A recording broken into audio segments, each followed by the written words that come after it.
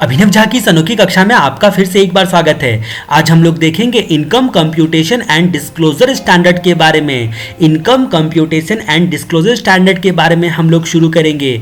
हम लोगों का डिस्कशन यहाँ पर 3 पार्ट में जाएगा। हम लोग 3 बार इनकम कंप्यूटेशन डिस्क्लोजर और स्टैंडर्ड अभी पढ़ने वाले हैं। पहला बोला गया है सेलिएंट फीचर्स ऑफ ICDS।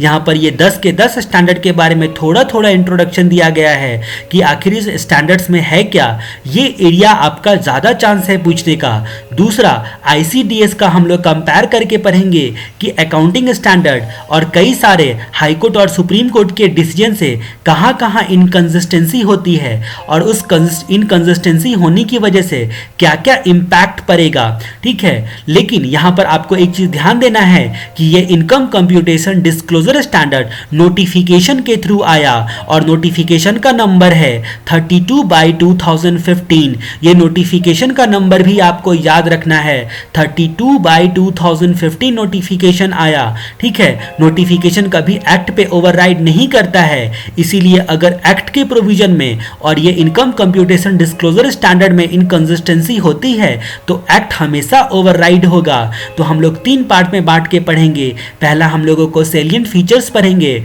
फिर टेक्स्ट क्या लिखा हुआ है ICDS का इसको पढ़ेंगे। अब इसको हम लोग इसीलिए पढ़ेंगे ताकि हमको ये अकाउंटिंग स्टैंडर्ड और हाई कोर्ट और सुप्रीम कोर्ट से क्या क्या इनकंसिस्टेंसी है वो ज़्यादा अच्छे से हम समझ पाएँ, क्योंकि हमारे लिए इंपॉर्टेंट एरिया ये हो जाता है और ये हो जाता है, लेकिन टेक्स्ट से एक बार हम लोगों को गो थ्रू करना भी जरूरी हो जाता है। तो हम लोग ये पूरी कहानी देखते हैं। नोटिफिकेशन नंबर 32/2015 की। नोटिफिकेशन नंबर 32/2015 31 मार्च 2015 को इशू किया गया सेंट्रल गवर्नमेंट के द्वारा, जो कि अगले ही दिन यानी कि 31 मार्च 2015 के जस्ट अगले दिन यानी कि 1 अप्रैल 2015 से इफेक्टिव बनाया गया। और क्योंकि आपका प्रीवियस ईयर भी 1 अप्रैल 2015 से स्टार्ट होता है, इसीलिए आपके रिलेवेंट असेसमेंट ईयर के लिए यानी कि असेसमेंट ईयर 16-17 के लिए ये income computation disclosure standard applicable होगा। आपको ध्यान रहे कि ये इनकम को कंप्यूट करने के लिए स्टैंडर्ड है,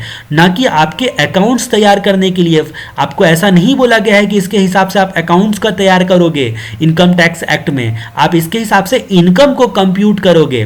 बस हमें इनकम कंप्यूट करना है और ये सबको अप्लाई नहीं होता है। ठीक है, अब किसको अप्लाई होता है उसकी वजह से हम लोग सारी कहानी पहले देखते हैं। सबसे पहले हम लोग देखते हैं सेक्शन 145 का सबसेक्शन 1 आता है। उसमें बोला गया है कि बिजनेस प्रोफेशन और अदर सोर्स उन लोगों को 2 तरीके से इनकम कंप्यूट करना अलाउ है। मतलब 2 ऑप्शन दिया गया है, या तो आप लोग कैश सिस्टम से अपना इनकम कंप्यूट करो या फिर मर्केंटाइल सिस्टम से अपना इनकम कंप्यूट करो।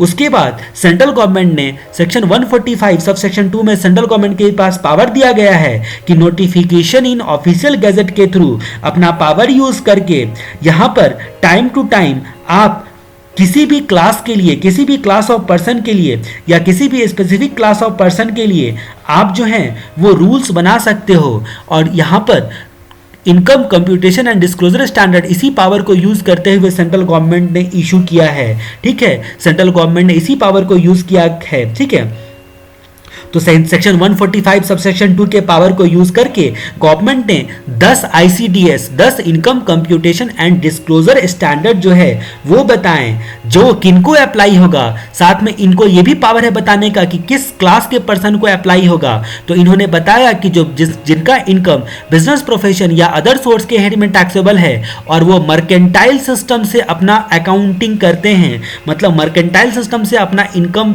कंप्यूट करते हैं, तो उस सिचुएशन में आपको ICDS अप्लाई है। कंडीशन नंबर 1 कि आपका बिजनेस प्रोफेशन या अदर सोर्स में टैक्सेबल होना चाहिए। कंडीशन नंबर 2 कि मर्केंटाइल सिस्टम से आप अपना अकाउंटिंग फॉलो करते हो। उस सिचुएशन में आपको ICDS को भी कंप्लाई करना पड़ेगा। ठीक है, तो यहाँ पर 10 ICDS इशू किए गए।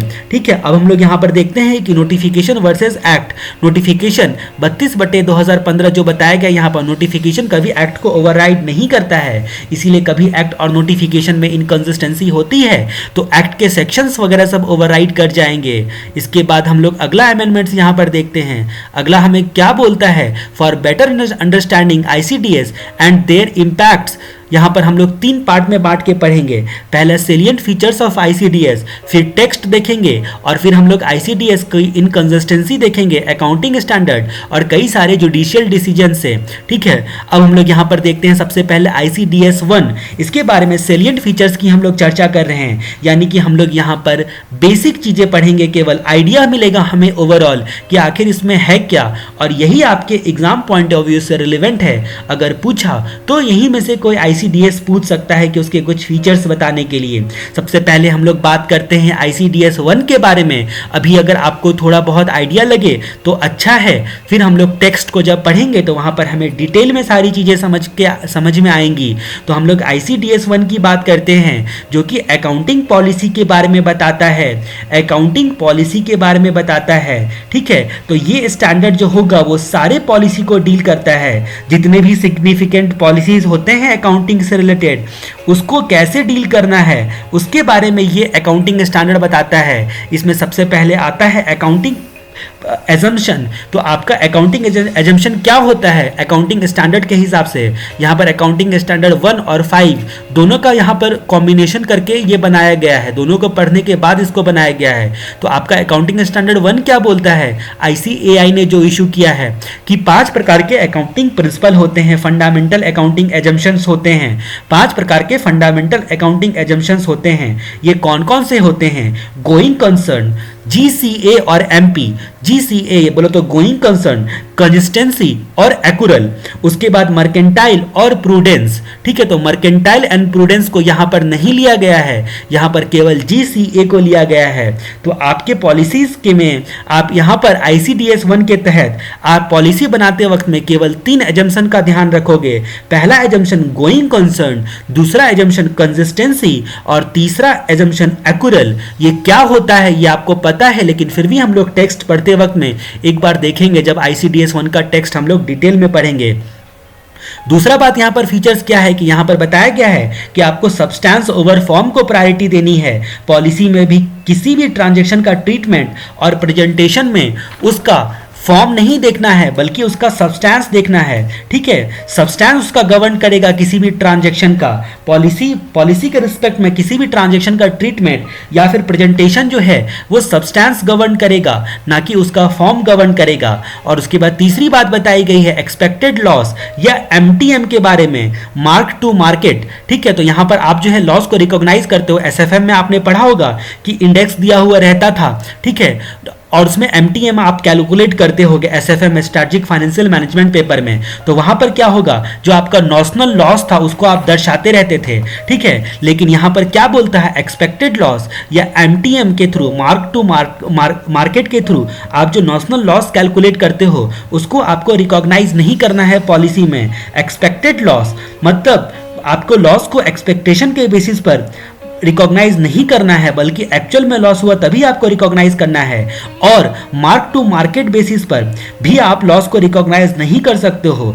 लेकिन अगर किसी आईसीडीएस ने बोला है, आगे चल के कोई भी आईसीडीएस ऐसा आएगा जिसने अगर बोला होगा कि आप एक्सपेक्टेशन के बेसिस पर या फिर एमटीएम के बेसिस पर भी लॉस को रिकॉग्नाइज कर सकते हो, तो फिर आप कर सकते हो, लेकिन अदरवाइज अलाउ नहीं है। तो ये आईसीडीएस 1 के बारे में हम लोगों ने देखा, केवल 3 प्रकार के accounting assumption, going concern, consistency और एक्यूरल, इनको आप अप्लाई करते हुए पॉलिसी बनाओगे।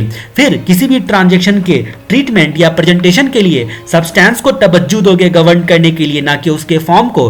तीसरी बात बताई गई है कि एक्सपेक्टेड लॉस या फिर एमटीएम के बेसिस पर आप कभी भी लॉस को रिकॉग्नाइज नहीं करोगे, इतना ख्याल रखना। अब हमको अगला पढ़ना है आईसीडीएस 2 वैल्यूएशन ऑफ इन्वेंट्रीज के बारे में। इत्तेफाक से अकाउंटिंग स्टैंडर्ड का भी नंबर आपका यही है, अकाउंटिंग स्टैंडर्ड 2। ठीक है, तो वहीं से आपका यहां पर हम लोग देखते हैं सबसे पहले इन्वेंट्रीज का मतलब बताया गया है, उसके बाद इन्वेंट्री को कैसे वैल्यूएशन करेंगे। देखो ये सारी चीजें आपको जानी पहचानी लग रही है। उसके बाद लास्ट में सारे स्टैंडर्ड में जो है यहाँ पर डिस्क्लोजर के बारे में बताए गए हैं। आईसीडीएस 2 वैल्यूएशन ऑफ इन्वेंट्रीज के बारे में बताता है। आईसीडीएस क्या बताता है, इन्वेंट्री का वैल्यूएशन कैसे कैसे किया जाएगा, ये आपका आईसीडीएस 2 बताता है, जो कि आपके अकाउंटिंग स्टैंडर्ड 2 से मिलता है। सबसे पहले हम लोग देखते हैं कि इन्वेंट्री इन्वेंट्री का मीनिंग क्या होता है उसे हम लोगों को जानना है। इन्वेंट्री का मतलब होता है ऐसा एसेट्स जिसको ऑर्डिनरी कोर्स ऑफ बिजनेस में बेचने के लिए रखा गया है, ऐसा एसेट्स जिसको आप ऑर्डिनरी कोर्स ऑफ बिजनेस में बेचने के लिए रखे हो, ठीक है, या फिर आप प्रोडक्शन के दौरान प्रोसेस में करने के लिए रखे हो कि आप प्रोडक्शन प्रोसेस करोगे उस वक्त उसका यूज करोगे, ठीक है, उस सेल्स के रिस्पेक्ट में आपको प्रोडक्शन तो करना ही है तो उसके लिए आपने रखा हुआ है, ठीक है, या फिर आप सर्विस रेंडर करने के लिए मटेरियल और सप्लाईज के फॉर्म में उसको कंज्यूम करने के लिए रखे हो, उन सारी चीजों को इन्वेंट्री बोला जाएगा। अब उसका वैल्यूएशन कैसे होगा इन्वेंट्री का? आईसीडीएस में कहा गया है कि इन्वेंट्री का वैल्यूएशन होगा कॉस्ट या फिर net realisable value whichever is lower, जो भी दोनों में से लोअर होगा उसको आप बेसिस मानोगे वैल्यूएशन करने के लिए। और उसके बाद मुख्य मुद्दा जो कि आईसीडीएस सारे आईसीडीएस में एक लास्ट में डिस्क्लोजर के बारे में बताया गया है। आईसीडीएस 2 ने बताया है कि इन्वेंट्री में आपको कुछ डिस्क्लोजर करना पड़ेगा वैल्यूएशन ऑफ इन्वेंट्री के रिस्पेक्ट में। कौन सी पॉलिसी आपने अडॉप्ट की है इन्वेंट्रीज के रिस्पेक्ट में, आपने कौन सी पॉलिसी अडॉप्ट की है, ठीक है, इन्वेंट्री का कॉस्ट मेजर करने के लिए आपने क्या तरीका अपनाया है, आपका क्या कॉस्ट फॉर्मूला है, आपके इन्वेंट्री का ओपनिंग एंड क्लोजिंग बैलेंस को भी डिस्क्लोज करो, ठीक है, बोलो तो आपका कैरिंग अमाउंट जो कुछ भी है, ठीक है, और सारी चीजों का एप्रोप्रिएट क्लासिफिकेशन करके आपको डिस्क्लोज करना है। तो कुछ आइडिया हम लोग यहाँ पर केवल फीचर्स हम लोगों ने देखे। हम लोगों को जब टेक्स्ट पढ़ाया जाएगा उस वक्त हम लोग सारी चीजें डिटेल में वापस से देखेंगे, अभी केवल फीचर्स हम लोग जान रहे हैं यहाँ पर। अब हम लोग आईसीडीएस 3 के बारे में देखते हैं, कंस्ट्रक्शन कॉन्ट्रैक्ट, जो कि आपके अकाउंटिंग स्टैंडर्ड 7 से मिलता जुलता है। कंस्ट्रक्शन कॉन्ट्रैक्ट के क्या क्या फीचर्स हैं, ये कॉन्ट्रैक्टर लोगों के लिए डाला गया है। ये ICDS income computation disclosure standard ये वाला कॉन्ट्रैक्टर लोगों के इनकम कंप्यूट करने के लिए डाला गया है। एक कॉन्ट्रैक्टर जो कंस्ट्रक्शन कॉन्ट्रैक्ट का बिजनेस करता है वो अपने इनकम को कैसे डिटरमाइन करेगा, इसके लिए ये स्टैंडर्ड डाला गया है। इसमें हम लोग रिकॉग्नाइजेशन का मेथड क्या अपनाएंगे, रिकॉग्नाइजेशन मेथड क्या होगा, कंस्ट्रक्शन कॉन्ट्रैक्ट से जितने भी एसोसिएटेड कॉस्ट और उसके रेवेन्यू होंगे उसको रिकॉग्नाइज करने के लिए ये आईसीडीएस बताता है। इस आईसीडीएस में मेथड बताया गया है परसेंटेज ऑफ कंप्लीशन मेथड। आपको सजेस्ट किया गया है कि भैया आप कॉस्ट और इनकम को रिकॉग्नाइज करने के लिए आप परसेंटेज ऑफ कंप्लीशन मेथड का इस्तेमाल करो। उसके अलावा आपको कुछ डिस्क्लोजर करने के रिस्पेक्ट में बताया गया है कि आपको क्या क्या डिस्क्लोजर करना है, ठीक है, मतलब ड्यूरिंग द पीरियड आपको क्या क्या डिस्क्लोजर करना है, जैसे कि आपने कितने अमाउंट का रेवेन्यू रिकॉग्नाइज किया है, ठीक है, और स्टेज ऑफ कंप्लीशन को डिटरमाइन करने के लिए आप कौन सा मैनर इस्तेमाल करते हो। ये सारे कुछ फीचर्स हुए। Manner to determine stage of completion, इसको भी आपको डिस्क्लोज करना पड़ेगा। बस हमें इस यहाँ पर थोड़ा सा आइडिया लेना है, बाकी हम सारी चीजें डिटेल में पढ़ेंगे। अब हम लोग बात करते हैं आईसीडीएस 4 के बारे में, रेवेन्यू रिकॉग्नाइजेशन, जो कि आपके अकाउंटिंग स्टैंडर्ड 9 से मिलता जुलता है। अकाउंटिंग स्टैंडर्ड 9 से मिलता जुलता है। ये आईसीडीएस यहाँ पर 4 है। यहाँ पर बोला गया है, हमें बताया गया है कि बेस क्या लेना है इनकम को रिकॉग्नाइज करने के लिए। बेस क्या लिया जाएगा रेवेन्यू को रिकॉग्नाइज करने के लिए, जब ऑर्डिनरी कोर्स ऑफ बिजनेस में आप गुड्स को बेचोगे या फिर ऑर्डिनरी कोर्स ऑफ बिजनेस में आप सर्विस जो है वो रेंडर करोगे, उस सिचुएशन में, या फिर इंटरेस्ट रॉयल्टी या डिविडेंड के केस में, इंटरेस्ट रॉयल्टी या डिविडेंड अगर आप किसी पर्सन का रिसोर्सेस यूज करते हो उसकी वजह से इंटरेस्ट रॉयल्टी या फिर डिविडेंड जनरेट होता है तो उसको कैसे डील करोगे, ये सारी कहानी आपके अकाउंटिंग स्टैंडर्ड 9 से मिलती जुलती है। अब हम लोग यहां पर देखेंगे कि दूसरा बात बताया गया है कि रेवेन्यू का मतलब क्या होता है। रेवेन्यू का मतलब क्या होता है, ठीक है, तो यहां पर रेवेन्यू रिकॉग्नाइजेशन के लिए जो भी एक चीज और बोल दिया गया है, यहां पर एक पॉइंट आप और डाल सकते हो कि रेवेन्यू रिकॉग्नाइजेशन के लिए अगर कोई भी आईसीडीएस नहीं स्पेसिफिक है तो फिर वो उसका रेवेन्यू यहां से आप जो है रिकॉग्नाइज करोगे। अगर स्पेसिफिक रेवेन्यू रिकॉग्नाइजेशन है तो ठीक है, आप उस आईसीडीएस को लगा डालो, अदरवाइज आप यहां से आप हमारी पॉलिसी के हिसाब से रिकॉग्नाइज करो। आईसीडीएस 4 ऐसा बोलता है। रेवेन्यू का मतलब हम लोग देखते हैं, रेवेन्यू का मतलब दो पार्ट में हम बांट सकते हैं, एक ऑर्डिनरी कोर्स वाला काम और दूसरा हम लोगों का एजेंसी रिलेशन में किसको रेवेन्यू बोलेंगे। डेफिनेशन को हम लोग दो पार्ट में बांट सकते हैं। रेवेन्यू क्या होता है इस आईसीडीएस में डिफाइन किया गया है। रेवेन्यू के बारे में बोला गया है कि रेवेन्यू ग्रॉस इनफ्लो होता है। ग्रॉस इनफ्लो को रेवेन्यू बोला जाएगा जो कि कैश या रिसीवेबल या फिर अदर कंसिडरेशन के फॉर्म में मिलता है ordinary course of business perform करने के लिए। तो मतलब ये सारी चीजों का रिटर्न को हम लोग यहां पर ऑर्डिनरी कोर्स की कैटेगरी में डाले। लेकिन अगर एजेंसी रिलेशन है तो उस सिचुएशन में हम लोग रेवेन्यू कमीशन को बोलेंगे, ठीक है, रेवेन्यू हम लोग कमीशन को बोलेंगे, ठीक है। तो ये सारी चीजें यहां पर बताया गया है। सेल्स ऑफ गुड्स के बारे में बताया गया है कि अगर रीजनेबल सर्टेनिटी है कलेक्शन की तो उसको तुरंत रिकॉग्नाइज करना है। यहां पर गुड्स के संदर्भ में क्या बताया गया है, ICDS 4 यहां पर बोलता है कि अगर अल्टीमेट कलेक्शन की रीजनेबल सर्टेनिटी है तो यहां पर गुड्स को सेल करने के तुरंत बाद इमीडिएट आपको रिकॉग्नाइज कर देना है इनकम को। लेकिन सर्विस और ये इंटरेस्ट वाले केस को इन तीनों के बारे में नहीं बताया है। ये केवल इमीडिएट रिकॉग्नाइजेशन करने के लिए इसके बारे में बताया गया है, ठीक है। मतलब यहां पर कि रीजनेबल सर्टेनिटी वाला कंडीशन केवल गुड्स के लिए है, सर्विस रेंडर करने के लिए, इंटरेस्ट, रॉयल्टी या डिविडेंड के केस के लिए नहीं। मतलब केवल सेल्स ऑफ गुड्स में जो आपका इनकम आता है उसको कलेक्शन की जो आपकी अल्टीमेट कलेक्शन की रीजनेबल सर्टेनिटी के आधार पे आपको रिकॉग्नाइज करना है, इन सब को नहीं। इन सब के बारे में हम लोग टेक्स्ट में देखेंगे कि क्या बताया गया है। फिलहाल हम लोग यहाँ पर मीनिंग ऑफ रेवेन्यू देखते हैं और लास्ट में यहाँ पर फीचर्स में बताया गया है डिस्क्लोजर के बारे में। मतलब डिस्क्लोजर में बताया गया है कि आपको यहाँ पर डिस्क्लोज करना है सर्विस ट्रांजेक्शन से कितना रेवेन्यू रिकॉग्नाइज किया गया है प्रीवियस ईयर में, कितना ट्रांजेक्शन जो है वो कंप्लीशन के स्टेज में है जिसको आपको रिकॉग्नाइज करना है आगे चल के या कर सकते हो, और पीरियड एंड पर ट्रांजैक्शन जो प्रोसेस में है वो कितना है सर्विस का जो प्रोसेस में ट्रांजैक्शन है अगर आपका काम चालू है तो, और इसके रिस्पेक्ट में भी आपको कुछ चीजें डिस्क्लोजर करनी है। तो ये सारे फीचर्स हम लोग बस देख रहे हैं, इसलिए थोड़ा आइडिया ले रहे हैं। अब हम लोग टेंजिबल फिक्स्ड एसेट्स के बारे में देखते हैं। टेंजिबल एसेट्स जैसा कि आपका फिक्स्ड एसेट्स के बारे में अकाउंटिंग स्टैंडर्ड 10 बताता है और डेप्रिसिएशन के संदर्भ में अकाउंटिंग स्टैंडर्ड 6 बात करती है। इसी तरह हम लोग यहां पर देखते हैं टेंजिबल फिक्स्ड एसेट्स यहां पर ICDS 5 बताता है। अब 10 का आधा कर दो तो ये 5 हो गया, ठीक है। तो ICDS V आपको याद रखना है। तो हम लोग यहां पर क्राइटेरिया देखते हैं कि कब टेंजिबल फिक्स्ड एसेट्स कहलाएगा, उसका क्राइटेरिया देखते हैं और क्या ट्रीटमेंट होगा इसके बारे में बताया गया है। तो treatment of tangible fixed assets के बारे में ये आपका ICDS 5 बताता है और साथ में क्राइटेरिया भी बताता है कि कब एक आइटम को टेंजिबल फिक्स्ड एसेट्स बोला जा सकता है। डेफिनेशन ऑफ टेंजिबल एसेट्स, तो यहां पर हम लोग डेफिनेशन ऑफ टेंजिबल एसेट्स को देखते हैं। टेंजिबल एसेट्स को डिफाइन किया गया है जो कि एसेट्स बोलो तो लैंड और बिल्डिंग होगा या फिर प्लांट और मशीनरी या फिर फर्नीचर होगा, ठीक है, जिसको नॉर्मल कोर्स ऑफ बिजनेस में सेल करने के लिए आप नहीं रखते हो बल्कि गुड्स प्रोड्यूस करने के लिए या सर्विस को प्रोवाइड करने के लिए आपने रखा है, ठीक है। उसको हम लोग टेंजिबल फिक्स्ड एसेट्स बोलेंगे। मतलब बेचने के लिए नहीं रखे हो, बेचने के लिए रखोगे तब तो वो ICDS 2 में आ जाएगा इन्वेंट्री बोलकर। अब हम लोग बात करते हैं यहां पर कॉस्ट कंपोनेंट्स के बारे में बताया गया है। ICDS 2 बातों को ये 5 बताता है।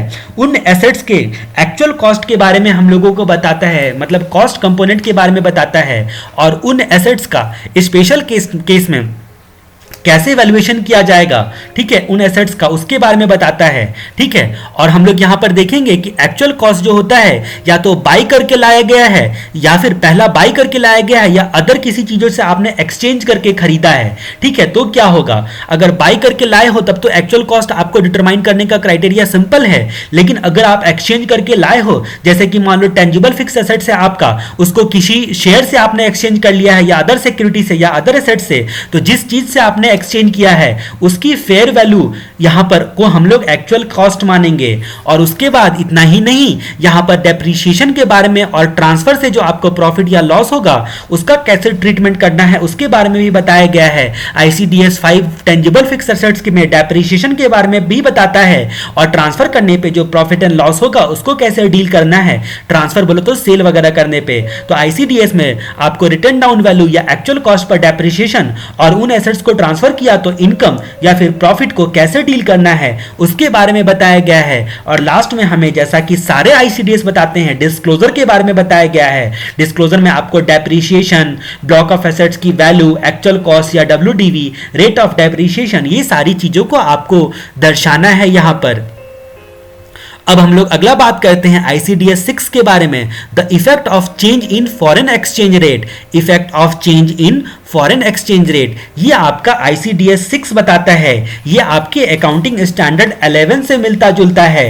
ये मतलब आईसीडीएस जो होता है वो फॉरेन एक्सचेंज रेट में आपका जो चेंज आया तो उस चेंज को कैसे कैसे डील करेंगे, उसके लिए 3 कंसेप्ट बताता है।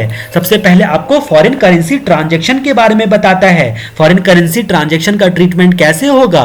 दूसरा फॉरेन करेंसी ऑपरेशन के बारे में बताता है, यानी कि फॉरेन ऑपरेशन के बारे में बताता है, जो कि 2 प्रकार के ऑपरेशन होंगे। इंटीग्रल, यहां पर भी हम लोग 2 पार्ट में बांटते हैं फॉरेन ऑपरेशन को, इंटीग्रल फॉरेन ऑपरेशन और non integral foreign operation. Integral foreign operation और नॉन इंटीग्रल फॉरेन ऑपरेशन, और यहां पर फॉरेन करेंसी ट्रांजैक्शन को कैसे डील करना है। और तीसरा मैटर ये डील करता है फॉरवर्ड एक्सचेंज कॉन्ट्रैक्ट के बारे में। जब हम लोग टेक्स्ट पढ़ते रहेंगे तो सारी चीजों को हम लोग यहां पर देखेंगे, यहां पर सारी चीजों को हम लोग देखेंगे।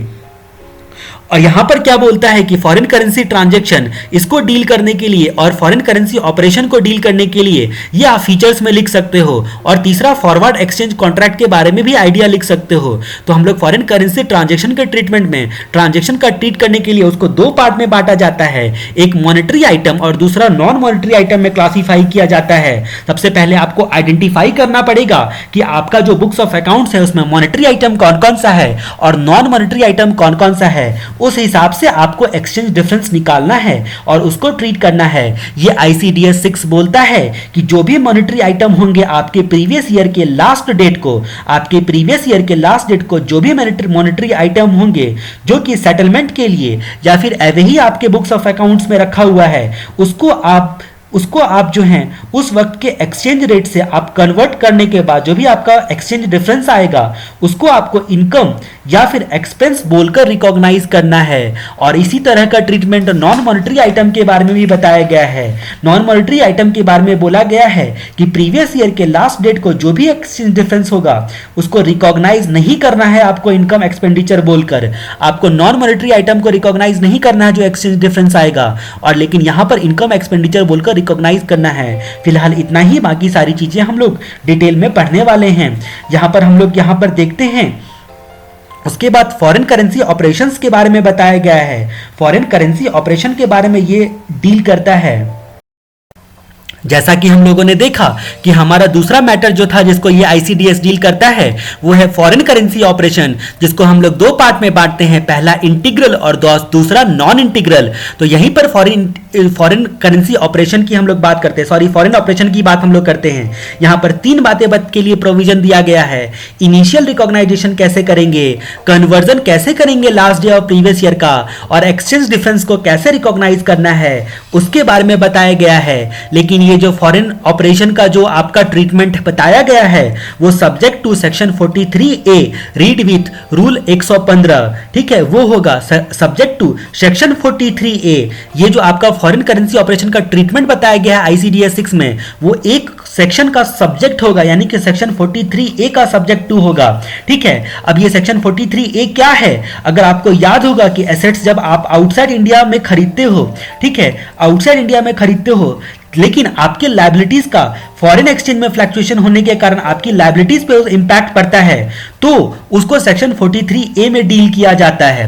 ठीक है, मतलब फॉरेन एक्सचेंज फ्लक्चुएशन के कारण आपकी लायबिलिटीज में इंपैक्ट पड़ता है, तो उस सिचुएशन में उस एक्सचेंज डिफरेंस को 43A डील करता है, जिसको रीड विथ रूल 115 आप करते हो। तो बस फिलहाल इतना ही याद रखो कि ये फॉरेन ऑपरेशन जो कि इंटीग्रल या नॉन इंटीग्रल है उसके बारे में यहाँ पर इस आईसीडीएस में 3 चीजें बताई गई है। इनिशियल रिकॉग्नाइजेशन, कन्वर्जन कैसे करेंगे last day of previous year का, और कन्वर्जन करने के बाद जो एक्सचेंज डिफरेंस आएगा उसका रिकॉग्नाइजेशन कैसे करेंगे उसके बारे में बताया गया है। यहाँ पर ये फीचर्स है, इसलिए हम थोड़ा बहुत इसमें जायजा ले रहे हैं। उसके बाद लास्ट में जैसा कि हर एक जगह बताया जाता है डिस्क्लोजर बताया गया, यहाँ पर छठे वाले में भी।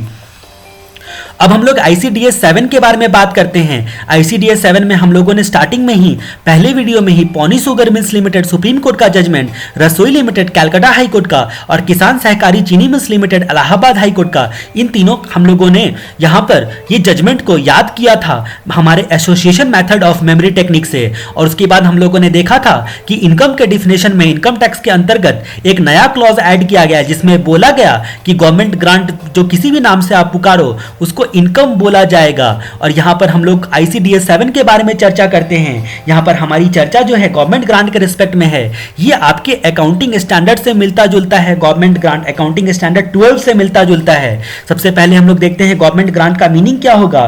गवर्नमेंट ग्रांट को चाहे आप किसी भी नाम से बुला लो, सब्सिडी बोलो, कैश इंसेंटिव बोलो, ड्यूटी ड्रॉबैक बोलो, लेकिन यहाँ पर ट्रीटमेंट आपके ICDS 7 से ही डील होगा, ठीक है। लेकिन इसमें कुछ बातें डील नहीं होंगी, मतलब ICDS यहाँ पर आपका गवर्नमेंट ग्रांट वाला कुछ बातों को डील नहीं करता है। ये स्कोप में हम लोग बांट के पढ़ते हैं। स्कोप में यहाँ पर हम लोग देखते हैं गवर्नमेंट से जो अदरवाइज आपको कुछ असिस्टेंस मिला है, लेकिन कब मिला है, तब आपको मतलब यहाँ पर जो बताया गया उसके अलावा कोई असिस्टेंस मिला है, और या फिर आपका गवर्नमेंट होल्डिंग कंपनी है, आपको असिस्टेंस क्यों दिया है, क्योंकि वो आपका होल्डिंग कंपनी है आपकी कंपनी का, या फिर उसका पार्टिसिपेशन है अदरवाइज आपके एंटरप्राइज में, तो उस सिचुएशन को ये गवर्नमेंट ग्रांट वाला डील नहीं करता है। मतलब गवर्नमेंट आपका पार्टनर वार्टनर नहीं है, या फिर होल्डिंग कंपनी वगैरह सब नहीं है, ठीक है। अब यहाँ पर रिकॉग्नाइजेशन के कंडीशन के बारे में देखते हैं।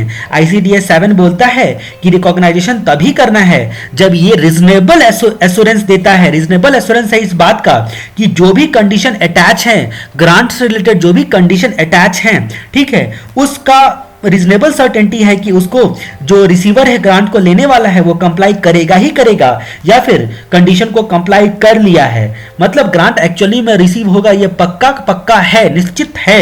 तभी सिचुएशन में, उसी सिचुएशन में आपको रिकॉग्नाइज करना है। ये रिकॉग्नाइजेशन का कंडीशन है, ठीक है। अब हम लोग यहां पर देखते हैं कि ICDS ग्रांट के रिकॉग्नाइजेशन को पोस्टपोन करना अलाउ नहीं करता है एक्चुअल रिसीट के डेट के बियॉन्ड। मतलब यहां पर पोस्टपोन करना, गवर्नमेंट ग्रांट में एक अच्छा क्लॉज ये डाला गया है यहां पर कि आपको गवर्नमेंट ग्रांट को रिकॉग्नाइज कर लेना है किसी भी कीमत में। एक्चुअल रिसीट के डेट तक आपको गवर्नमेंट ग्रांट को, भले ही कंडीशन पहले तो क्या बोल दिया कि कंडीशन ये है कि आपको कंप्लाई करना है, इस बात का रीजनेबल सर्टेनिटी है, लेकिन आपने कंडीशन को कंप्लाई नहीं किया और आपको सारे गवर्नमेंट ग्रांट मिल चुके हैं, तो आप तुरंत रिकॉग्नाइज करना ही पड़ेगा, आप कंडीशन को कंप्लाई करो या ना करो। अब क्या होगा यहां पर प्रॉब्लम, इनकंसिस्टेंसी कब आएगी, यहां पर प्रॉब्लम तब आएगी जब कंडीशन को आपने कंप्लाई नहीं किया है और सारे ग्रांट आपको मिल गए हैं, और सारे ग्रांट मिलने की वजह से आपने रिकॉग्नाइज कर दिया है। फ्यूचर में क्या हुआ, जाके अगले प्रीवियस ईयर में या फिर उसके अगले प्रीवियस ईयर में आगे चलकर कभी ऐसा हो गया कि आपने कंडीशन कंप्लाई नहीं किया, इसकी वजह से जितना भी गवर्नमेंट ग्रांट आपको सरकार ने दिया था सबका सब वापस छीन लिया, तो उस सिचुएशन में क्या होगा, यहां पर तो आपको इनकम बोल के डिफिनेशन में आ भी गया और आप टैक्स भी दे दिए, और अगले साल जाके गवर्नमेंट ने आपका ग्रांट भी छीन लिया, तो खाली पीली का यहां पर आपको टैक्स लग गया था। तो ये सारे प्रॉब्लम्स आएंगे जो इनकंसिस्टेंसी में हम लोग डील करेंगे। फिलहाल हम लोग अपनी गवर्नमेंट ग्रांट की चर्चा को सीमित रखते हुए देखते हैं कि गवर्नमेंट ग्रांट में यहां पर रिकॉग्नाइज करने के लिए ग्रांट को कई पार्ट में बांटा जाता है। पहला डेप्रिसिएबल फिक्स्ड एसेट्स, दूसरा नॉन डेप्रिसिएबल फिक्स्ड एसेट्स, तीसरा कंपनसेशन फॉर एक्सपेंस और लॉस या फिर इमीडिएट फाइनेंशियल सपोर्ट, और अदर ग्रांट, बाकी जितने भी बच्चे वो अदर ग्रांट। तो डेप्रिसिएबल फिक्स्ड एसेट्स के लिए अगर आपको गवर्नमेंट ग्रांट मिलता है, जब गवर्नमेंट ग्रांट डायरेक्टली रिलेटेड होता है डेप्रिसिएबल फिक्स्ड एसेट्स के, या फिर डायरेक्टली एट्रीब्यूटेबल होता है किसी पार्टिकुलर फिक्स्ड एसेट्स के लिए, तो उस गवर्नमेंट ग्रांट को आपको किसी भी तरह से, मतलब किसी भी कीमत में आपको इसी के कॉस्ट में आपको कैपिटलाइज करना है, इसी कॉस्ट में आपको कैपिटलाइज करना है। लेकिन अगर इनडायरेक्टली है, ठीक है, फिक्स्ड एसेट्स के लिए इनडायरेक्टली है, मतलब आपको जनरली या अदरवाइज गवर्नमेंट ग्रांट दिया गया था और आपने इस फिक्स्ड एसेट्स के लिए यूज कर लिया है, तो फिर आपको प्रोराटा बेसिस पर जो है वो कॉस्ट में से रिड्यूस करना है, सॉरी यहाँ पर कॉस्ट में से WDV या फिर कॉस्ट में से रिड्यूस करना है जितना ग्रांट आपको मिला है।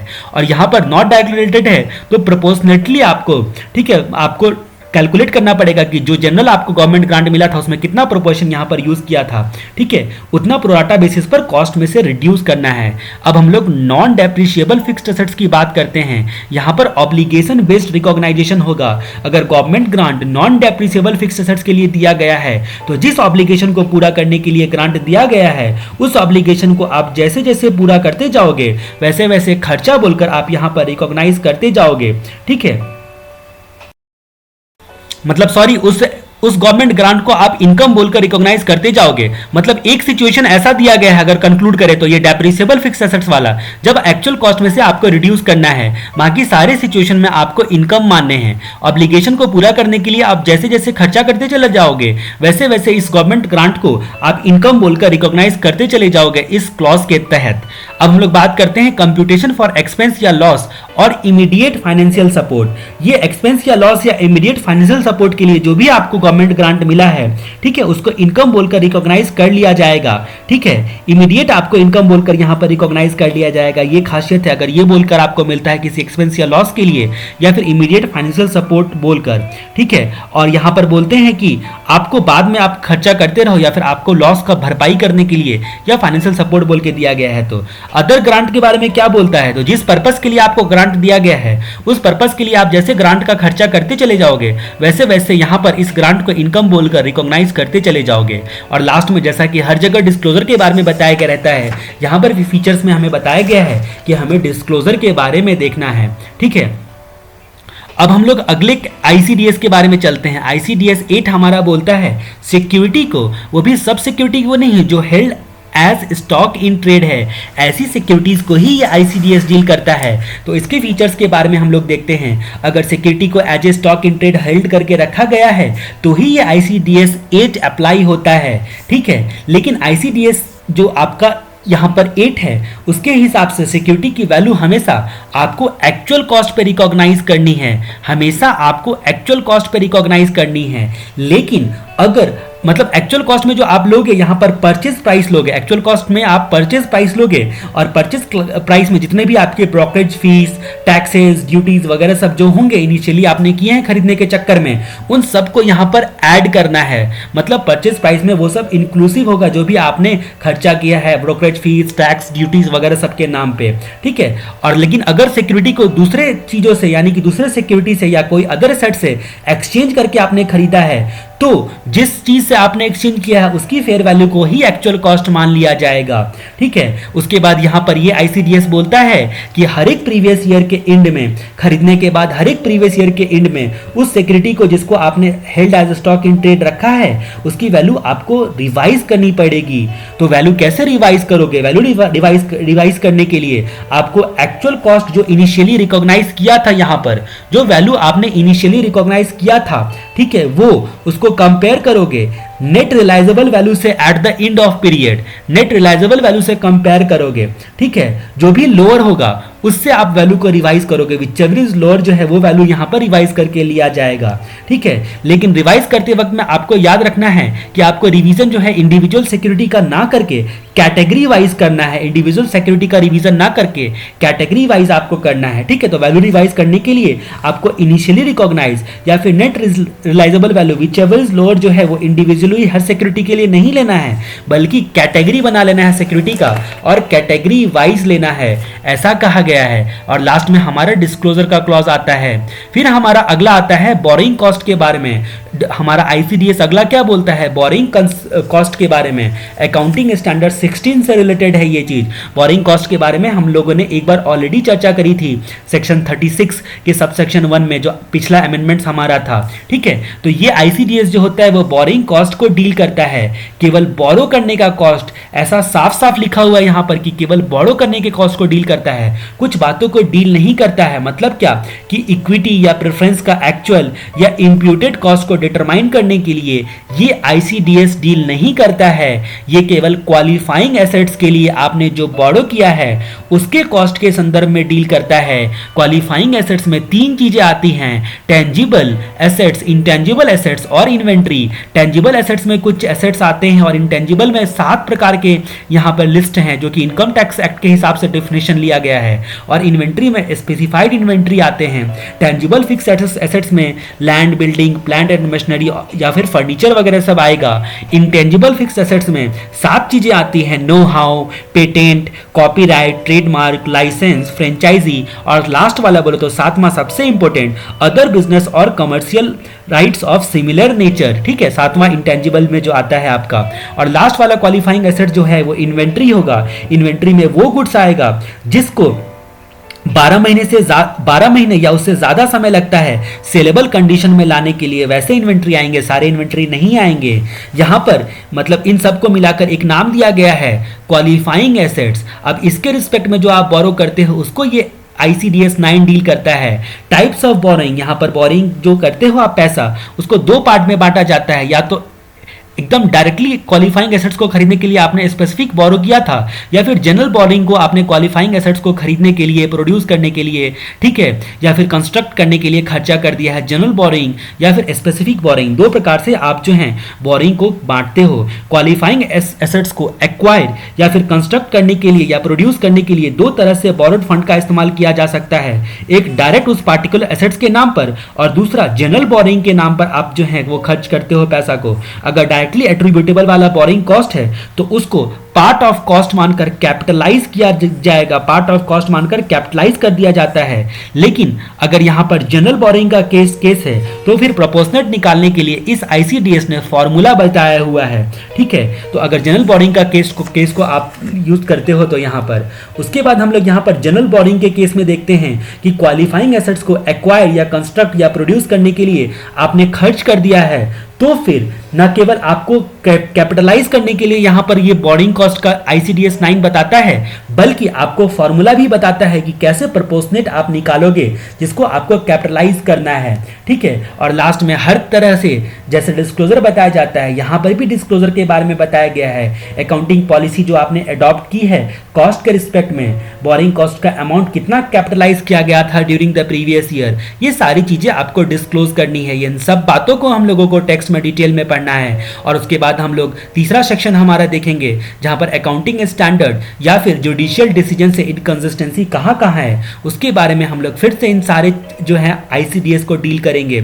अब हम लोग बात करते हैं ICDS 10 के बारे में। ये आपके अकाउंटिंग स्टैंडर्ड 29 से मिलता जुलता है।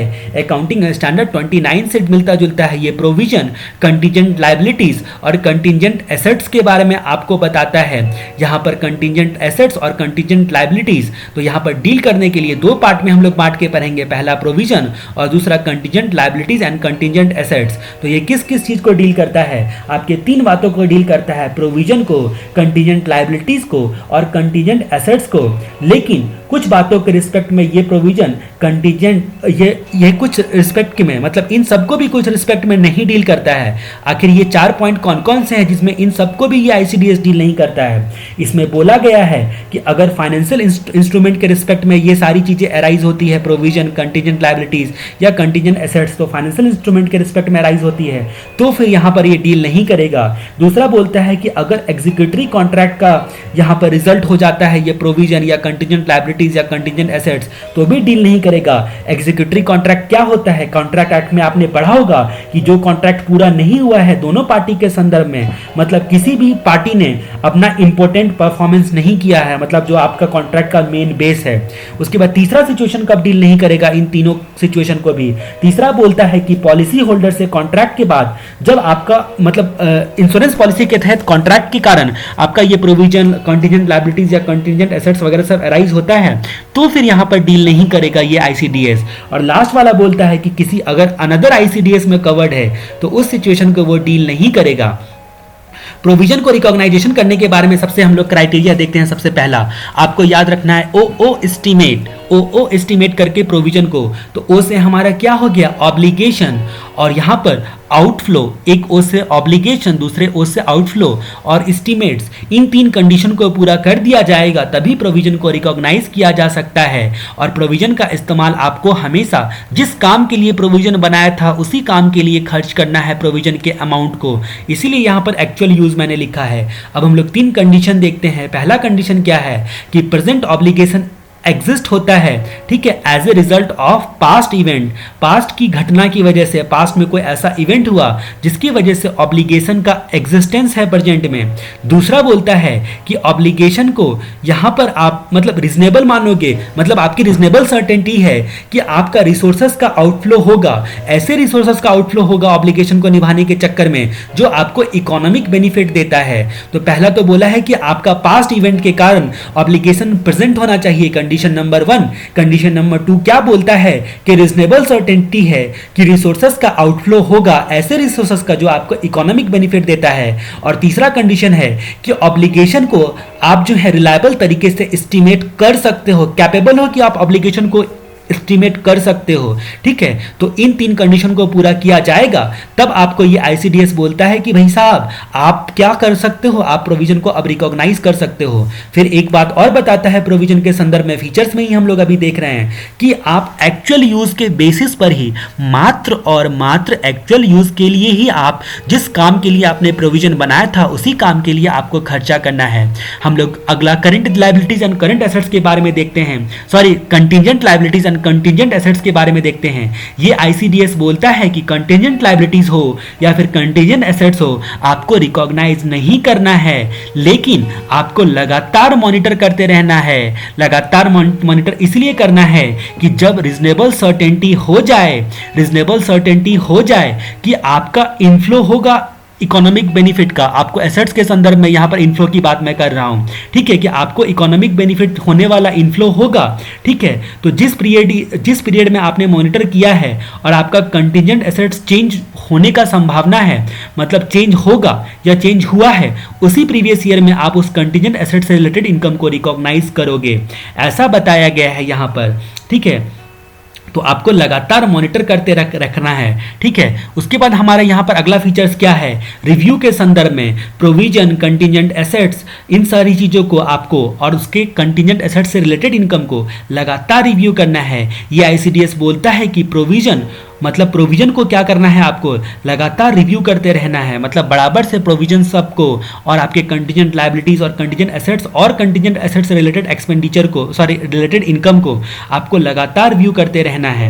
ठीक है, और लास्ट में डिस्क्लोजर के बारे में बताया गया है। ये रिव्यू में रिपोर्टिंग भी आ जाएगा और डिस्क्लोजर में रिपोर्टिंग भी आ जाएगा। तो इस तरीके से हम लोगों ने कुछ बातें जानी जिसको आप फीचर्स में क्लासीफाई कर सकते हो। तो हम लोग एक बार फिर से देखते हैं कि किस किस आईसीडीएस के बारे में हम लोगों ने देखा। हमारा पहला आईसीडीएस क्या था, अकाउंटिंग पॉलिसी के संदर्भ में। हमारा दूसरा आईसीडीएस क्या था, इन्वेंट्री के संदर्भ में। तीसरा हमारा क्या था, आईसीडीएस कंस्ट्रक्शन कॉन्ट्रैक्ट के संदर्भ में। फिर हमारा रेवेन्यू रिकॉग्नाइजेशन के संदर्भ में, टेंजिबल फिक्स्ड एसेट्स के संदर्भ में। और उसके बाद छठा था हमारा effect of change in foreign exchange rate. उसके बाद हमारा गवर्नमेंट ग्रांट था 7वां वाला, और 8वां वाला सिक्योरिटीज के बारे में था जिसको held as stock in trade रखते हैं। तो मेरा मानना यह है, मुझे एक्सपेक्टेशन है कि इस बार एग्जाम में आपके गवर्नमेंट ग्रांट के संदर्भ में पूछा जा सकता है। और इस पोनी शुगर लिमिटेड, रसोई सीमेंट लिमिटेड, किसान सहकारी चीनी मिल्स लिमिटेड और सेक्शन 2 के सब सेक्शन 24 के क्लॉज, जो नए क्लॉज ऐड किए गए हैं उसको आपको याद रखना। उसके बाद हम लोग यहाँ पर सिक्योरिटीज के बारे में देखा हम लोगों ने 8 में, 9 में बोरोइंग कॉस्ट के बारे में देखा, और 10 में हम लोगों ने प्रोविजन, कंटीजेंट लायबिलिटीज और कंटीजेंट एसेट्स के बारे में देखा। ये सारे कुछ फीचर्स हैं और ये फीचर्स आपके 6 से 8 नंबर के कोई भी पूछे जा सकते हैं। इसके बाद हम लोग यहाँ पर सारी चीज़ों का टेक्स्ट डिटेल में देखेंगे, जो भी आपके हम लोगों ने आईसीडीएस अब तक कवर किए हैं, इनकम कंप्यूटेशन डिस्क्लोजर स्टैंडर्ड, उसको हम लोग डिटेल में सारे टेक्स्ट को हम लोग यहाँ पर देखेंगे आगे चल के।